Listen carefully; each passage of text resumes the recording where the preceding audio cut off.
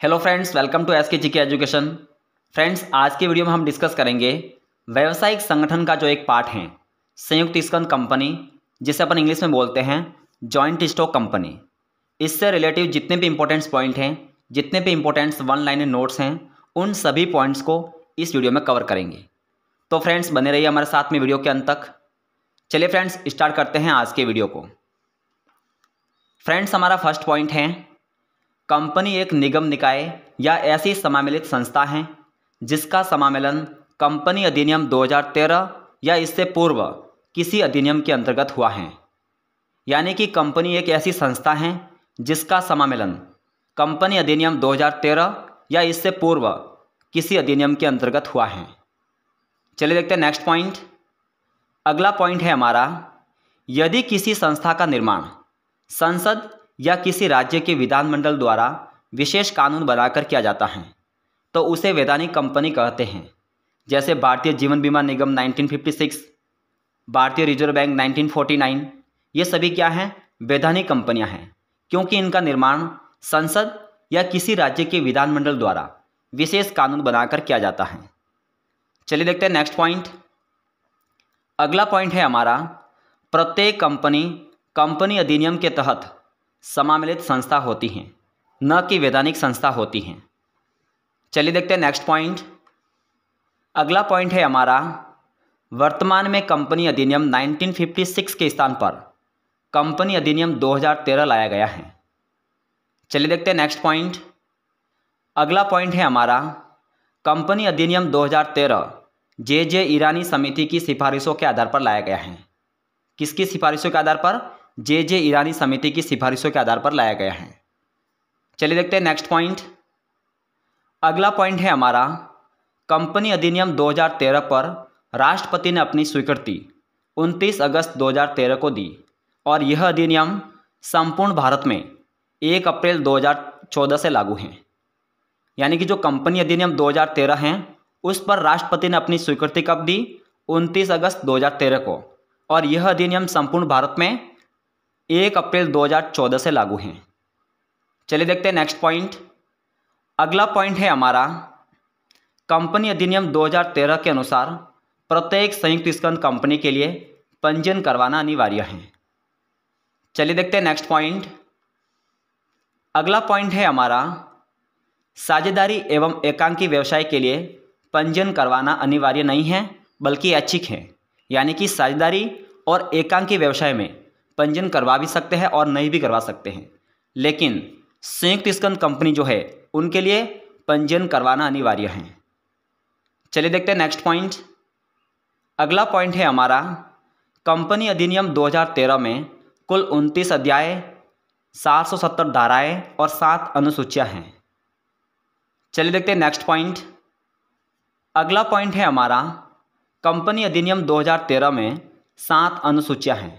वो अनुसूचियाँ कौन कौन सी हैं उनको देख लेते हैं। अनुसूची 1 में पार्षद सीमा नियमों एवं पार्षद अंतर नियमों का उल्लेख है। अनुसूची 2 में संपत्तियों के ह्रास तथा उनके उपयोगी जीवन काल का उल्लेख है। अनुसूची 3 में कंपनी के लाभ हानि विवरण तथा स्थिति विवरण का उल्लेख है। अनुसूची 4 में स्वतंत्र निदेशक एवं संचालकों का उल्लेख है। अनुसूची 5 में प्रबंध संचालक की नियुक्ति से संबंधित हैं। अनुसूची 6 आधारभूत संरचनाओं एवं परियोजनाओं से संबंधित हैं। अनुसूची 7 कंपनी द्वारा सामाजिक उत्तरदायित्व की नीति से संबंधित हैं। चलिए देखते हैं नेक्स्ट पॉइंट। अगला पॉइंट है हमारा, निगमीय सामाजिक उत्तरदायित्व की अवधारणा के अनुसार विशेष कंपनियों को अपने गत 3 वर्षों के औसत लाभों की कम से कम 2% राशि सामाजिक उत्तरदायित्व पर व्यय करनी होगी। चलिए देखते हैं नेक्स्ट पॉइंट। अगला पॉइंट है हमारा, कंपनी अधिनियम 2013 के अनुसार प्रत्येक सूचीबद्ध कंपनी की दशा में संचालक मंडल में संचालकों की कुल संख्या का 1/3 संचालक स्वतंत्र संचालक होंगे। चलिए देखते हैं नेक्स्ट पॉइंट। अगला पॉइंट है हमारा, सूचीबद्ध कंपनियों में स्वतंत्र संचालकों की संख्या निर्धारित करने की शक्ति सेबी को प्राप्त है। चलिए देखते हैं नेक्स्ट पॉइंट। अगला पॉइंट है हमारा कंपनी अधिनियम 2013 की धारा 220 के अनुसार कंपनी से तात्पर्य ऐसी कंपनी से हैं जो इस अधिनियम के अंतर्गत या इससे पूर्व किसी अधिनियम के अंतर्गत निर्मित एवं पंजीकृत हो। चलिए देखते हैं नेक्स्ट पॉइंट। अगला पॉइंट है हमारा कंपनी अदृश्य, अमूर्त एवं कृत्रिम व्यक्ति हैं जिसका अस्तित्व केवल कानून की दृष्टि में होता है, अतः कंपनी विधान द्वारा निर्मित कृत्रिम एवं वास्तविक व्यक्ति हैं। चलिए देखते हैं नेक्स्ट पॉइंट। अगला पॉइंट है हमारा कंपनी विधान द्वारा निर्मित कृत्रिम व्यक्ति होने की दशा में वह अपना कार्य मुहर के माध्यम से करती हैं जिसे सार्वमुद्रा कहते हैं। चलिए देखते हैं नेक्स्ट पॉइंट। अगला पॉइंट है हमारा सार्वमुद्रा के माध्यम से ही कंपनी किसी अनुबंध या समझौते पर हस्ताक्षर करती हैं। फ्रेंड्स, अगर आपको वीडियो पसंद आ रहा है तो प्लीज़ वीडियो को लाइक और चैनल को सब्सक्राइब जरूर कीजिए। चलिए देखते हैं नेक्स्ट पॉइंट। अगला पॉइंट है हमारा यदि कंपनी की कोई सार्वमुद्रा नहीं है तो कंपनी द्वारा कोई अनुबंध तभी निष्पादित माना जाएगा जबकि उस पर कंपनी के 2 संचालक या एक संचालक व एक कंपनी सचिव के हस्ताक्षर होंगे। चलिए देखते हैं नेक्स्ट पॉइंट। अगला पॉइंट है हमारा कंपनी अपने नाम से संपत्तियों को क्रय कर सकती हैं, सदस्यों व बाह्य पक्षकारों पर वाद प्रस्तुत कर सकती हैं तथा बाह्य पक्षकार भी कंपनी पर वाद प्रस्तुत कर सकते हैं। चलिए देखते हैं नेक्स्ट पॉइंट। अगला पॉइंट है हमारा कंपनी का अपने सदस्यों से पृथक अस्तित्व होता है, सदस्यों के आने जाने से कंपनी के अस्तित्व पर कोई प्रभाव नहीं पड़ता है। चलिए देखते हैं नेक्स्ट पॉइंट। अगला पॉइंट है हमारा कंपनी कभी मरती नहीं है, इसका केवल विधान द्वारा ही विघटन किया जा सकता है। चलिए देखते हैं नेक्स्ट पॉइंट। अगला पॉइंट है हमारा व्यवसाय का संचालन संचालक मंडल या प्रबंधकों द्वारा किया जाएगा जिसकी नियुक्ति अंशधारियों के द्वारा की जाती है, अतः प्रबंधक अंशधारियों के प्रतिनिधि के रूप में कार्य करते हैं। चलिए देखते हैं नेक्स्ट पॉइंट। अगला पॉइंट है हमारा कंपनी के मस्तिष्क निदेशक या संचालक होते हैं, अंशधारियों के द्वारा संचालक मंडल पर पूर्ण नियंत्रण रखा जाता है। चलिए देखते हैं नेक्स्ट पॉइंट। अगला पॉइंट है हमारा सार्वजनिक कंपनी के अंशधारक अपने अंशों का हस्तांतरण कंपनी के अंतर नियमों में निर्धारित प्रक्रिया के द्वारा कर सकते हैं। चलिए देखते हैं नेक्स्ट पॉइंट। अगला पॉइंट है हमारा निजी कंपनी में कुछ अंशों के हस्तांतरण पर प्रतिबंध होता है जिसका उल्लेख उस कंपनी के अंतर नियमों में होता है। चलिए देखते हैं नेक्स्ट पॉइंट। अगला पॉइंट है हमारा एकल व्यक्ति कंपनी में सदस्य की मृत्यु, दिवालिया या अनुबंध करने में अयोग्य होने पर अंशों का हस्तांतरण स्वतः ही नामांकित व्यक्ति को हो जाता है। चलिए देखते हैं नेक्स्ट पॉइंट। अगला पॉइंट है हमारा कंपनी की कुल पूंजी छोटे छोटे भागों में विभक्त होती है जिसे अंश कहा जाता है। अंशों के निर्गमन पर प्राप्त पूंजी को अंश पूंजी कहा जाता है। चलिए देखते हैं नेक्स्ट पॉइंट। अगला पॉइंट है हमारा कंपनी का पंजीकृत कार्यालय ही कंपनी का निवास स्थान होता है। चलिए देखते हैं नेक्स्ट पॉइंट। अगला पॉइंट है हमारा अनुबंध करने की क्षमता कंपनी के पार्षद सीमा नियम में निर्धारित होती है। चलिए देखते हैं नेक्स्ट पॉइंट।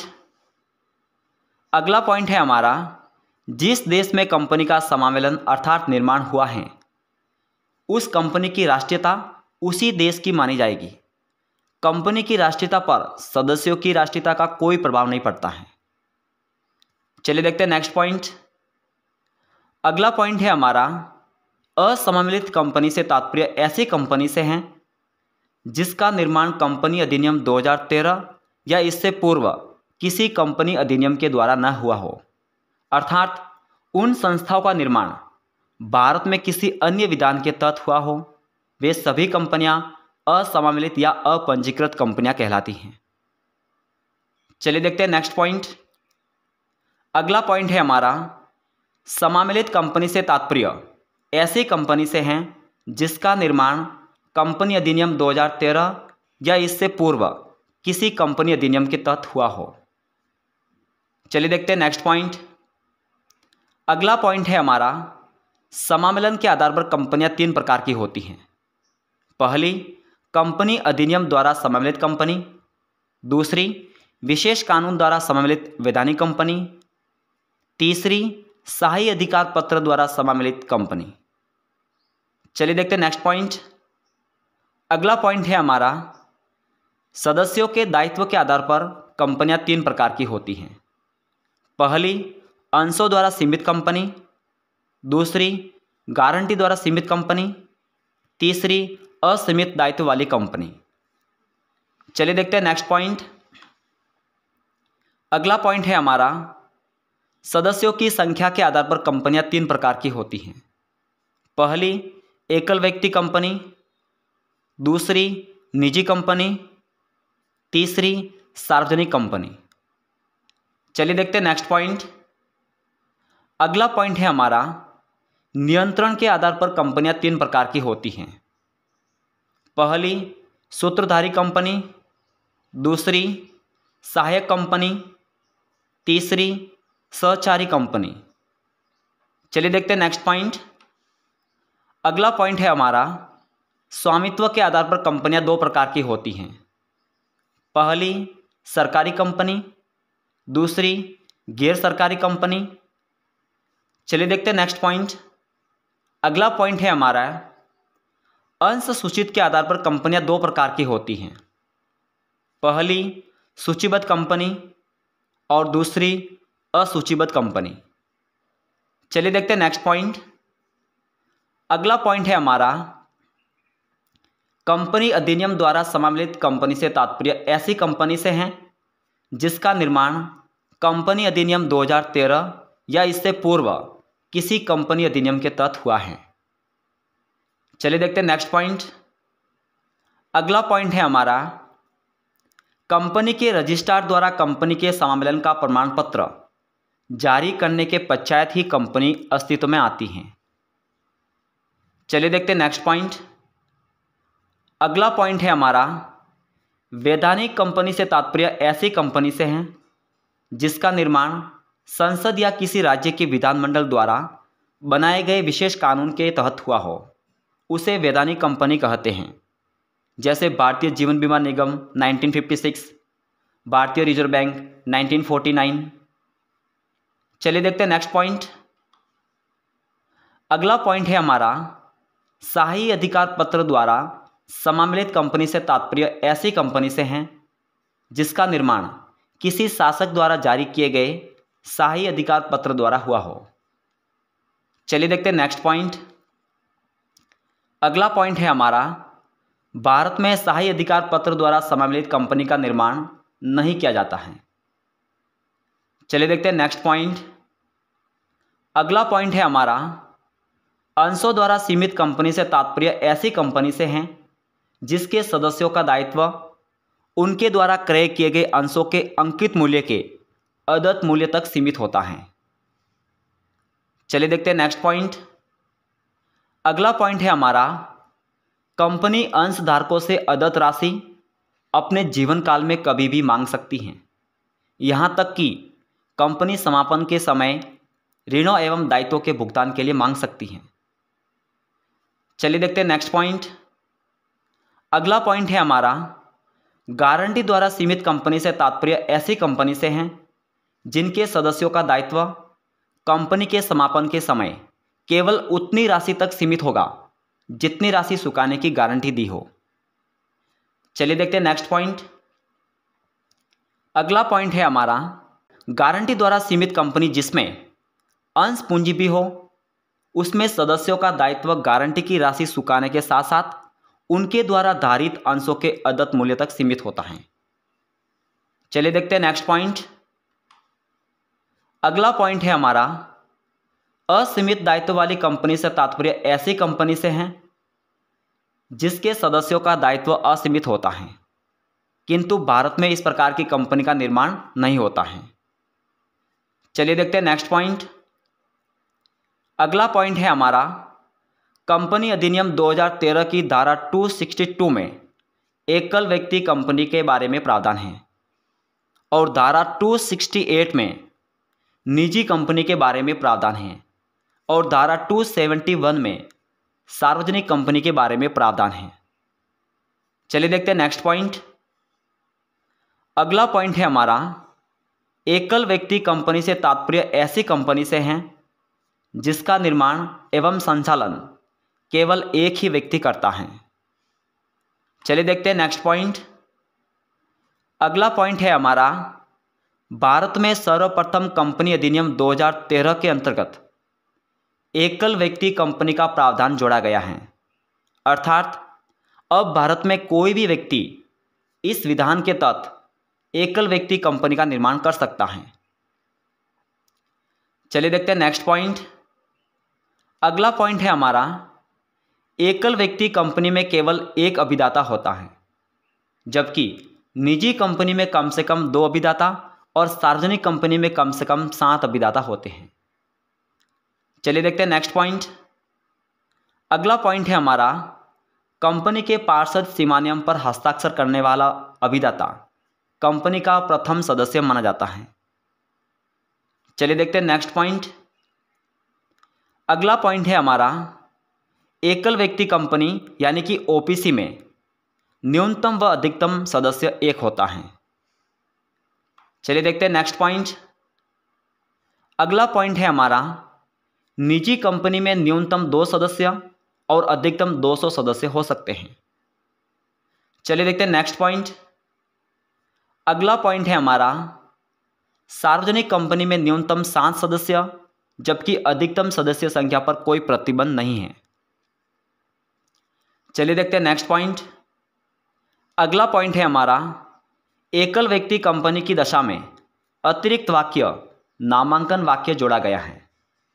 इसमें अभिदाता द्वारा नामांकित व्यक्ति का नाम लिखा जाता है, जो अभिदाता की मृत्यु होने के बाद कंपनी का सदस्य बनता है। चलिए देखते हैं नेक्स्ट पॉइंट। अगला पॉइंट है हमारा, एकल व्यक्ति कंपनी में कंपनी का अपने सदस्य से पृथक अस्तित्व होता है। चलिए देखते हैं नेक्स्ट पॉइंट। अगला पॉइंट है हमारा, एकल व्यक्ति कंपनी के सदस्य का दायित्व सीमित होता है, अर्थात ओपीसी के सदस्य का दायित्व उसके द्वारा लगाई गई अंश पूंजी तक सीमित होता है। अतः व्यवसाय में किसी प्रकार की हानि होने पर उसकी व्यक्तिगत संपत्तियों से वसूली नहीं की जा सकती है। चलिए देखते हैं नेक्स्ट पॉइंट।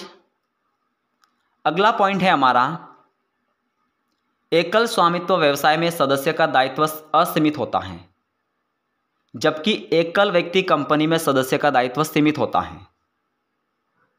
चलिए देखते हैं नेक्स्ट पॉइंट। अगला पॉइंट है हमारा, एकल व्यक्ति कंपनी में एक व्यक्ति एक समय में केवल एक ही कंपनी का सदस्य बन सकता है। चलिए देखते हैं नेक्स्ट पॉइंट। अगला पॉइंट है हमारा, एकल व्यक्ति कंपनी में रोकड़ प्रवाह विवरण बनाना आवश्यक नहीं है। चलिए देखते हैं नेक्स्ट पॉइंट। अगला पॉइंट है हमारा, एकल व्यक्ति कंपनी को अपने नाम के अंत में प्राइवेट लिमिटेड शब्द के साथ कोष्टक में एकल व्यक्ति कंपनी शब्द लिखना अनिवार्य है। चलिए देखते हैं नेक्स्ट पॉइंट। अगला पॉइंट है हमारा, एकल व्यक्ति कंपनी में न्यूनतम अंश पूंजी की अनिवार्यता नहीं है, परंतु अधिकतम अंश पूंजी 50 लाख रुपए तक हो सकती है। चलिए देखते हैं नेक्स्ट पॉइंट। अगला पॉइंट है हमारा, एकल व्यक्ति कंपनी को सार्वजनिक और निजी कंपनी में 2 प्रकार से परिवर्तन किया जा सकता है। पहला है ऐच्छिक परिवर्तन और दूसरा है अनिवार्य परिवर्तन। पहला है ऐच्छिक परिवर्तन। इसमें समामेलन के 2 वर्ष बाद किसी भी कंपनी में स्वेच्छा से परिवर्तन करवाया जा सकता है। और दूसरा है अनिवार्य परिवर्तन। जब प्रदत्त अंश पूंजी 50 लाख से अधिक हो या कंपनी का विक्रय टर्नओवर 2 करोड़ से अधिक हो तो उसका अनिवार्य रूप से सार्वजनिक कंपनी में परिवर्तन करवाना होता है। चलिए देखते हैं नेक्स्ट पॉइंट। अगला पॉइंट है हमारा, निजी कंपनी से आशय ऐसी कंपनी से हैं जो अपने अंशों के हस्तांतरण या प्रतिभूतियां जारी करने पर प्रतिबंध लगाती हो। चलिए देखते हैं नेक्स्ट पॉइंट। अगला पॉइंट है हमारा, निजी कंपनी की दशा में नाम के अंत में प्राइवेट लिमिटेड शब्द लिखना अनिवार्य है। चलिए देखते हैं नेक्स्ट पॉइंट। अगला पॉइंट है हमारा, निजी कंपनी में न्यूनतम सदस्यों की संख्या 2 तथा अधिकतम सदस्यों की संख्या 200 होती हैं। चलिए देखते हैं नेक्स्ट पॉइंट। अगला पॉइंट है हमारा, कंपनी के सदस्य संख्या में निम्न व्यक्तियों को शामिल नहीं करते हैं, जिसमें पहले हैं वह व्यक्ति जो कंपनी का कर्मचारी होने के साथ साथ कंपनी का अंशधारक भी हो, और दूसरा वह व्यक्ति जो पहले कर्मचारी था, उसके पास कंपनी के अंश भी थे परंतु अब वह कंपनी का कर्मचारी न हो। इन दोनों को कंपनी की सदस्य संख्या में सम्मिलित नहीं करते हैं। चलिए देखते हैं नेक्स्ट पॉइंट। अगला पॉइंट है हमारा, एकल व्यक्ति कंपनी में कम से कम 1 संचालक और अधिकतम 15 संचालक हो सकते हैं। चलिए देखते हैं नेक्स्ट पॉइंट। अगला पॉइंट है हमारा, निजी कंपनी में कम से कम 2 संचालक और अधिकतम 15 संचालक हो सकते हैं। चलिए देखते हैं नेक्स्ट पॉइंट। अगला पॉइंट है हमारा, सार्वजनिक कंपनी में कम से कम 3 संचालक और अधिकतम 15 संचालक हो सकते हैं। चलिए देखते हैं नेक्स्ट पॉइंट। अगला पॉइंट है हमारा, एक निजी कंपनी न्यूनतम अभिदान प्राप्त किए बिना ही प्रतिभूतियों का आवंटन कर सकती हैं, जबकि सार्वजनिक कंपनी तब तक जनता में अंशों का आवंटन नहीं कर सकती हैं जब तक न्यूनतम अभिदान की राशि प्राप्त नहीं होती। चलिए देखते हैं नेक्स्ट पॉइंट। अगला पॉइंट है हमारा, निजी कंपनी अपने शुद्ध लाभ का 11% या उससे अधिक प्रबंधकीय पारिश्रमिक के रूप में भुगतान कर सकती है, जबकि सार्वजनिक कंपनी 11% से अधिक प्रबंधकीय पारिश्रमिक का भुगतान नहीं कर सकती हैं। चलिए देखते हैं नेक्स्ट पॉइंट।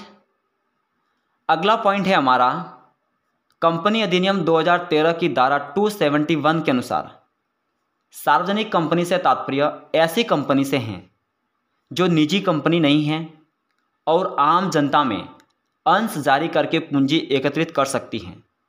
उस कंपनी को सार्वजनिक कंपनी कहा जाता है। चलिए देखते हैं नेक्स्ट पॉइंट। अगला पॉइंट है हमारा, सार्वजनिक कंपनी में न्यूनतम 7 सदस्य जबकि अधिकतम सदस्य संख्या पर कोई प्रतिबंध नहीं है, अर्थात अधिकतम संख्या अंश पूंजी की राशि तक हो सकती है। चलिए देखते हैं नेक्स्ट पॉइंट। अगला पॉइंट है हमारा, सार्वजनिक कंपनी की सहायक कंपनी भी सार्वजनिक कंपनी कहलाती है, चाहे वह निजी कंपनी ही क्यों ना हो। चलिए देखते हैं नेक्स्ट पॉइंट। अगला पॉइंट है हमारा, सार्वजनिक कंपनी न्यूनतम अभिदान प्राप्त किए बिना जनता में प्रतिभूतियों का आवंटन नहीं कर सकती हैं। चलिए देखते हैं नेक्स्ट पॉइंट। अगला पॉइंट है हमारा, सार्वजनिक कंपनी के पार्षद सीमा नियम पर कम से कम 7 अभिदाताओं के हस्ताक्षर होना आवश्यक है। चलिए देखते हैं नेक्स्ट पॉइंट। अगला पॉइंट है हमारा, 5 करोड़ से अधिक प्रदत्त अंश पूंजी वाली सभी कंपनियों को कंपनी सचिव नियुक्त करना अनिवार्य है, जबकि सार्वजनिक कंपनी की दशा में प्रदत्त अंश पूंजी 10 करोड़ से अधिक होने पर महत्वपूर्ण प्रबंधक नियुक्त करना आवश्यक है। चलिए देखते हैं नेक्स्ट पॉइंट। अगला पॉइंट है हमारा, सूत्रधारी कंपनी से तात्पर्य ऐसी कंपनी से हैं जिसका किसी अन्य कंपनी पर प्रत्यक्ष या अप्रत्यक्ष रूप से नियंत्रण होता है, अर्थात जो कंपनी अन्य कंपनी पर नियंत्रण करती हैं तो वह नियंत्रण करने वाली कंपनी सूत्रधारी कंपनी कहलाती है। चलिए देखते हैं नेक्स्ट पॉइंट।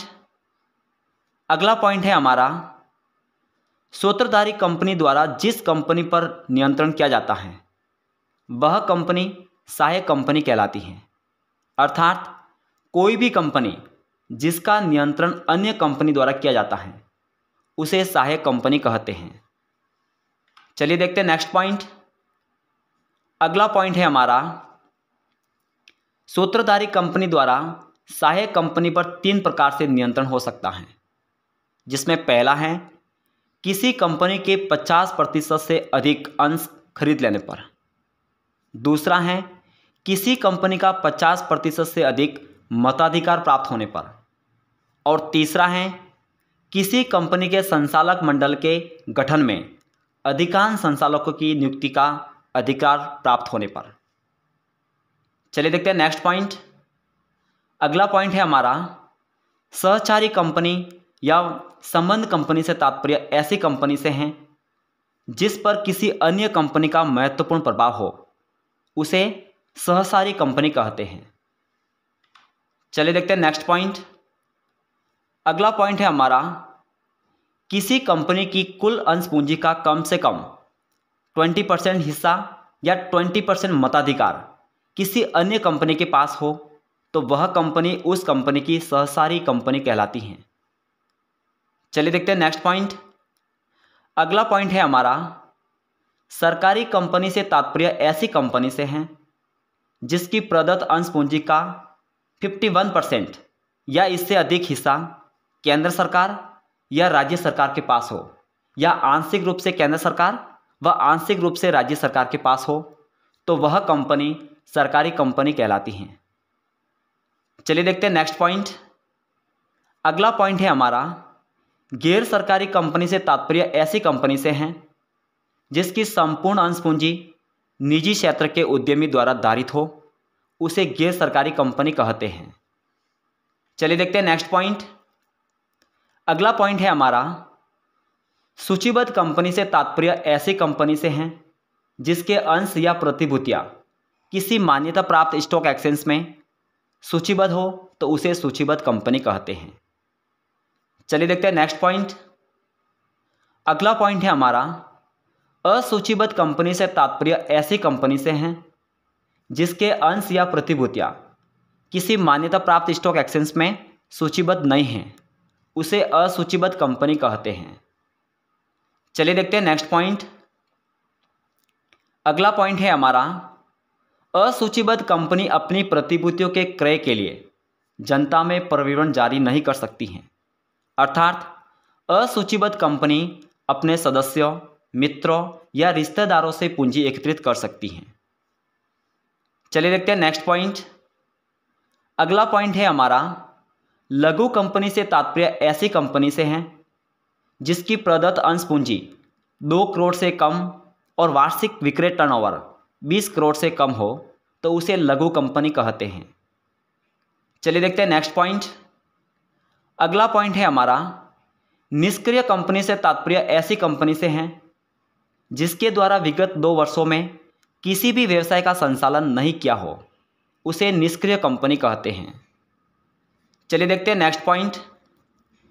अगला पॉइंट है हमारा विदेशी कंपनी से तात्पर्य ऐसी कंपनी से है जिसका निर्माण भारत के बाहर किसी अन्य देश में हुआ हो, किंतु वह भारत में व्यवसाय का संचालन करती हो।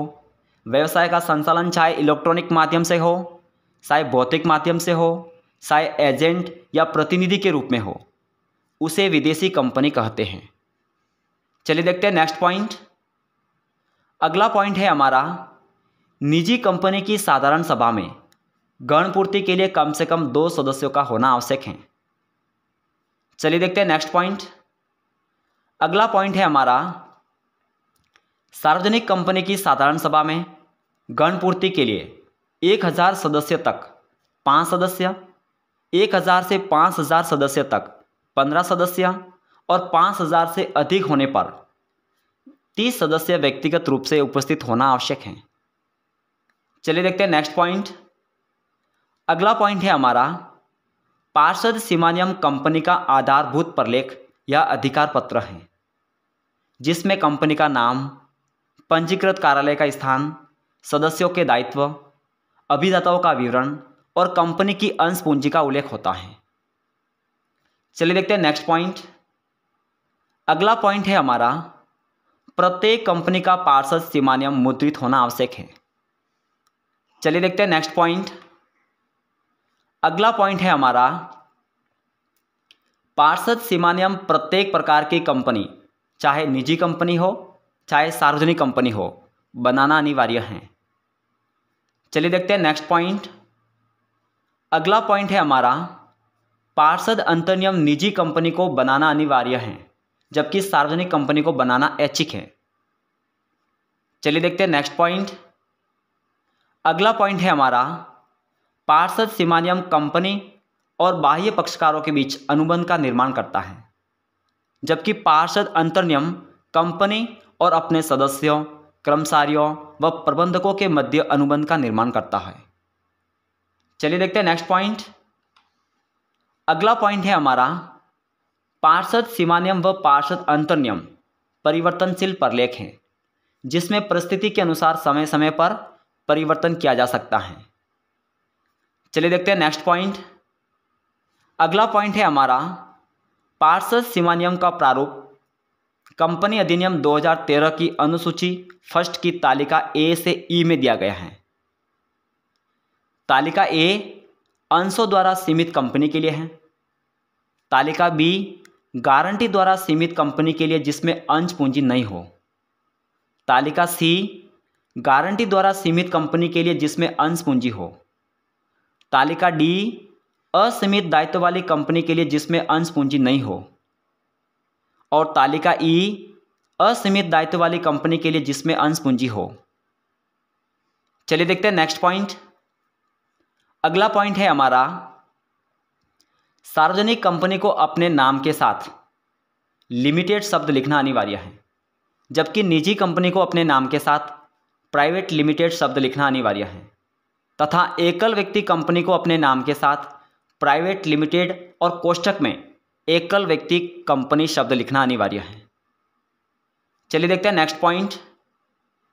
अगला पॉइंट है हमारा, पार्षद अंतर्नियम एक ऐसा प्रलेख है जिसमें कंपनी के नियमों, विनियमों का उल्लेख होता है, जो कंपनी के संचालकों, अधिकारियों एवं प्रबंधकों के अधिकारों एवं दायित्वों का निर्धारण करता है। चलिए देखते हैं नेक्स्ट पॉइंट। अगला पॉइंट है हमारा, पार्षद अंतर्नियम का प्रारूप कंपनी अधिनियम 2013 की अनुसूची 1 की तालिका एफ से जे में दिया गया है। तालिका एफ अंशों द्वारा सीमित कंपनी के लिए है। तालिका जी गारंटी द्वारा सीमित कंपनी के लिए जिसमें अंश पूंजी हो। तालिका एच गारंटी द्वारा सीमित कंपनी के लिए जिसमें अंश पूंजी न हो। तालिका आई असीमित दायित्व वाली कंपनी के लिए जिसमें अंश पूंजी हो। और तालिका जे असीमित दायित्व वाली कंपनी के लिए जिसमें अंश पूंजी नहीं हो। चलिए देखते हैं नेक्स्ट पॉइंट। अगला पॉइंट है हमारा, पार्षद सीमा नियम और पार्षद अंतर्नियम दोनों एक दूसरे के पूरक हैं, तथा पार्षद अंतर्नियम पार्षद सीमा नियम के अधीन होता है। चलिए देखते हैं नेक्स्ट पॉइंट। अगला पॉइंट है हमारा, पार्षद सीमा नियम कंपनी के कार्यक्षेत्र की सीमाओं को निर्धारित करता है, जबकि पार्षद अंतर्नियम कंपनी के आंतरिक प्रबंधन एवं संचालन को नियंत्रित करता है। चलिए देखते हैं नेक्स्ट पॉइंट। अगला पॉइंट है हमारा, पार्षद सीमा नियम का निर्माण कंपनी अधिनियम के प्रावधानों को ध्यान में रखते हुए किया जाता है। चलिए देखते हैं नेक्स्ट पॉइंट। अगला पॉइंट है हमारा, पार्षद अंतर्नियम का निर्माण कंपनी अधिनियम और पार्षद सीमा नियम दोनों के प्रावधानों को ध्यान में रखते हुए किया जाता है। यानी कि पार्षद सीमा नियम का निर्माण कंपनी अधिनियम के प्रावधानों को ध्यान में रखते हुए किया जाता है, जबकि पार्षद अंतर्नियम का निर्माण कंपनी अधिनियम और पार्षद सीमा अधिनियम दोनों के प्रावधानों को ध्यान में रखते हुए किया जाता है। चलिए देखते हैं नेक्स्ट पॉइंट। अगला पॉइंट है हमारा, सार्वजनिक कंपनी से निजी कंपनी में परिवर्तन का अनुमोदन केंद्र सरकार द्वारा किया जाता है। तो फ्रेंड्स, आज की वीडियो में बस इतना ही। चलिए मिलते हैं नेक्स्ट वीडियो में, तब तक के लिए जय हिंद, जय भारत।